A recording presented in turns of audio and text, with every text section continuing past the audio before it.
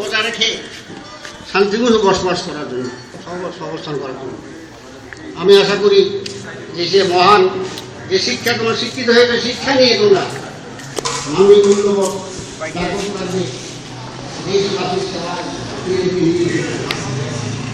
আমি এই মুহূর্তে আর কিছু আমি আজকে এই মুহূর্তে যারা এখানে আয়োজন করছেন এই অনুষ্ঠানে তাদেরকে ধন্যবাদ জানাচ্ছি। ওরা উপস্থিত হয়েছেন, আমি জানতে পেরেছি বর্তমান গান্ধী কমিটির সদস্য মহোদয়কে রয়েছেন এখানে, তাদেরকে ধন্যবাদ জানাচ্ছি উপস্থিত হয়েছেন এখানে।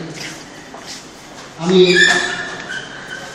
আমার আগামী বিষয়ে যারা ছাত্রছাত্রী তাদের সভাপতি কল্যাণ কামনা করে, সুস্বাস্থ্য কামনা করে, দীর্ঘায়ু কামনা করে আমি কামনা করছি এবং সঙ্গে সঙ্গে